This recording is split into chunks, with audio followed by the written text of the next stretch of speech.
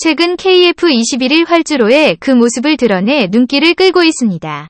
내달부턴 활주로를 직접 달려볼 계획인데요. 확실히 KF-21의 비행에 눈앞으로 다가왔습니다.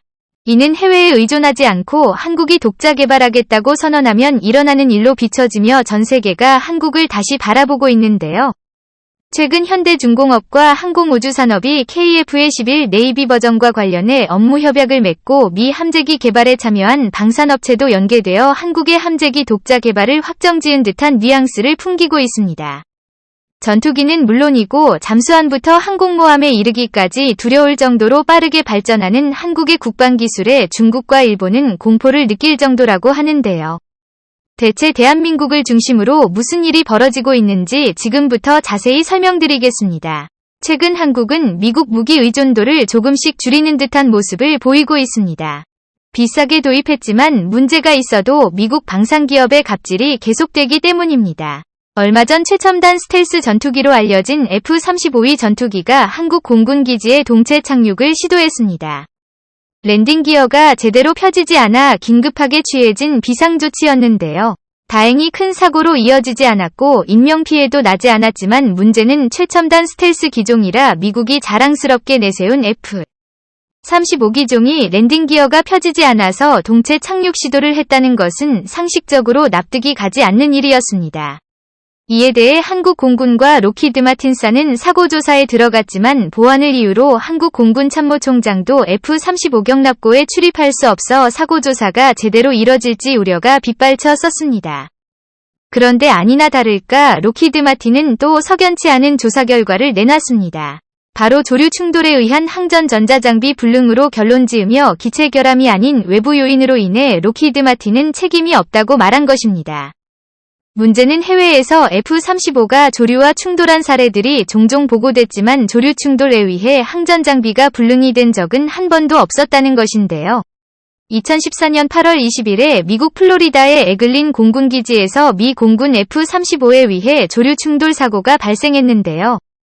이 사례에서 항전 장비는 정상이었고 당연히 랜딩 기어를 내려서 안전하게 착륙했습니다. 2015년 5월 7일 일본 이와쿠니에서 미 해병대의 F-35B가 세워 부딪혔는데도 정상적으로 착륙했습니다. 또 다른 의혹은 로키드 마틴이 엔진 흡입구에 독수리가 들이받은 흔적이 보인다고 말했지만 엔진 흡입구에 손상이 있을 경우 엔진이 셧다운되어야 하는데 조종사 증언에 따르면 엔진과 조종관만 정상이라고 설명했습니다. 한마디로 조류 충돌로 인한 현상으로 볼 수 없다는 것입니다. 이것으로 로키드 마틴은 책임 회피만 하고 있으며 한국 공군의 책임을 전가하는 태도까지 보이고 있습니다. 말도 많고 탈도 많은 F-35에 대해 불만이 극에 달했고 한국도 더는 참을 수 없다며 칼을 뽑아들었습니다. 바로 차기 함재기 사업에서 KF-21 네이비 기종을 도입해 F-35 대신 적용하겠다는 결심을 한 것으로 보입니다. 한국형 항모사업에 이 기종이 들어갈 것이라는 소문이 파다했으나 최종적으로 F-35E 기종이 들어가는 것으로 결정하고 KF-20을 함재기형은 개발하지 않은 것으로 많은 사람들이 알고 있었습니다. 그러나 작년 아덱스 2022 행사에서 현대중공업과 한국항공우주산업이 한국형 항공모함과 함재기 개발 사업에 서로 협력한다는 양해각서가 체결되면서 국산 함재기 개발이 아직 좌초되지 않은 것이라는 사실을 확인할 수 있었습니다. 또한 경항 공모함 사업이 추진되면서 해군이 내놓은 정책 홍보자료에도 국산 함재기 개발에 대한 부분은 열어놓은 것이 발견되었습니다. 경항 공모함 오신 분 50답이라는 자료에서 항공모함 탑재 전투기를 국내 도입할 것인지 국내 자체 개발로 갈 것인지는 아직까지 결정되지 않았다고 답하며 해외의 11은 개발은 현재 진행형임을 알 수 있습니다. 정부 역시도 공식적으로 답변을 하지 않았지만 뒤로는 KF-11 네이비 개발을 위한 사전 포석을 진행 중인 것이 밝혀졌는데요. 최근 정부는 제트기가 첨단 엔진 개발을 적극 검토하고 있다고 밝혔습니다.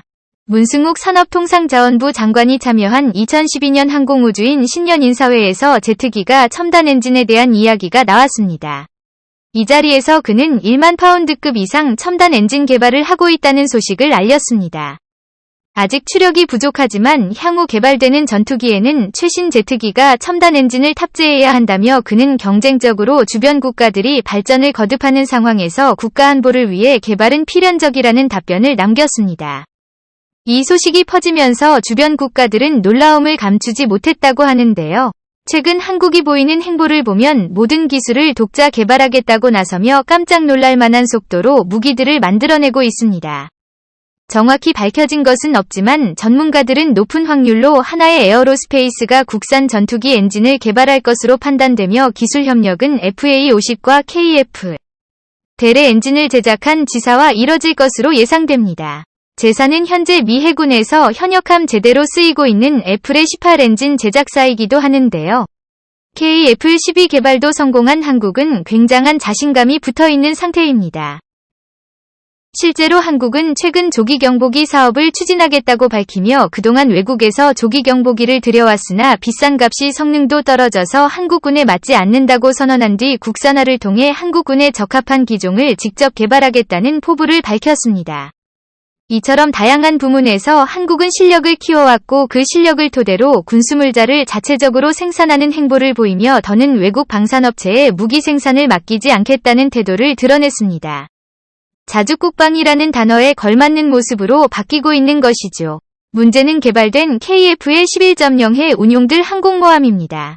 현재 경항모로는 수직 이착륙기 외에는 사용할 수 없다는 것인데요. 그런데 최근 인터넷에서 재미있는 제안 2개가 올라와 사람들 사이에서 흥미를 끌고 있습니다. 첫 번째로 개발 중인 한국형 항공모함에 전자식 사출 체계인 이마우스와 랜딩 기어 이네이즈를 탑재하자는 의견입니다. 이 바이스는 얼마 전까지만 해도 미국에서 국가전략 핵심 기술로 취급돼서 아무리 가까운 동맹이라도 판매되지 않고 있었는데요. 하지만 최근 미국이 이 마우스를 프랑스에 판매해 프랑스 차세대 항공모함에 설치를 완료했습니다.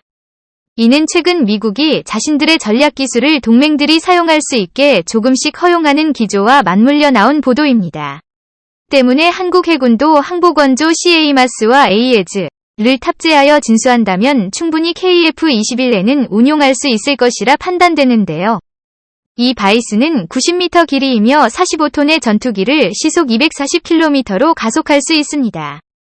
또한 재충전 시간은 45초 km로 증기식 사출장치보다 단축되어 더 많은 소티스를 보장합니다. 일각에서는 독도함의 비행갑판과 발전 방식을 개조하여 이 마우스를 탑재한다면 독도함에서도 24톤의 시트 그레이하운드 30인승 수송기에 30톤의 액터에 28일 슈퍼 호넷이 16톤의 이트리호크와의 31톤의 F-35C 라이트닝2를 모두 사용할 수 있다고 주장합니다. 이는 독도함과 같은 크기인 브라질의 미나스제라이스 항공모함이 실증한 바 있는데 다만 함재기 최대 탑재량이 적다는 단점이 있어 실행에 옮겨지지는 않겠지만 완전히 허황된 이야기는 아닙니다. 때문에 이 마우스를 도입해서 한국형 항공모함에 탑재하면 해리 F-21에는 무리 없이 사용할 수 있을 것으로 예상되는데요. 올해부터 본격적으로 시작될 한국형 항공모함 사업은 20만 313년에 전력화를 목표를 두고 있는 만큼 충분한 시간이 있어 KF의 11N도 충분히 탑재 가능할 것이라 전문가들은 예측하고 있습니다. 또한 그 사이에 새 말소형 모듈 원자로를 개발해 탑재한다면 이 말성 운용에 필요한 전력을 충분히 확보할 수 있을 것이라는 전망입니다. 두 번째는 퀸 엘리자베스 항모를 한국 해군이 도입하는 것입니다.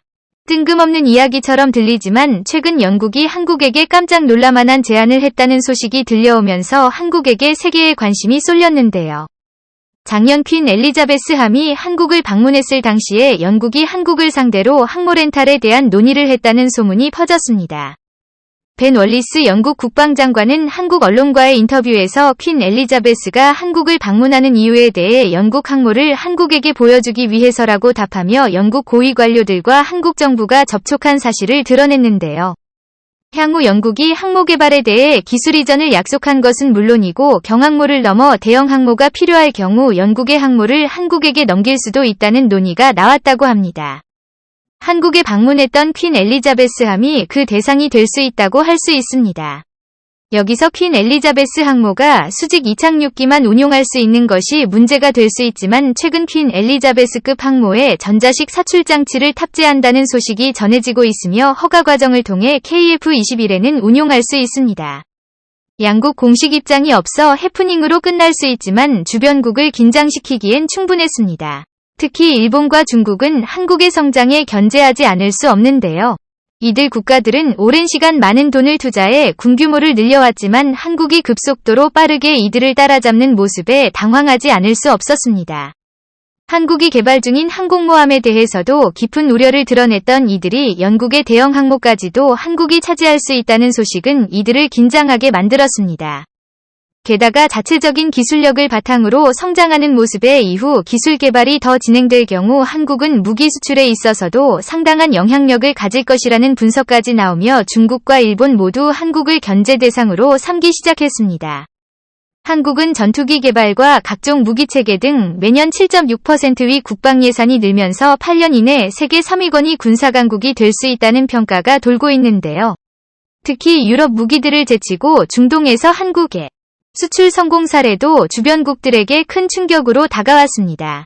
1년이 자체 개발 소식과 항모 도입이 현실화된다면 순위가 더욱 상승할 것으로 전망됩니다.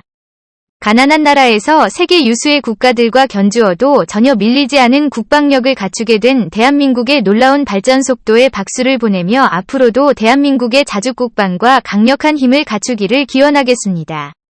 끝까지 시청해주셔서 감사합니다. 도움이 되셨다면 좋아요를 바른 이야기도 궁금하시면 구독을 눌러주세요.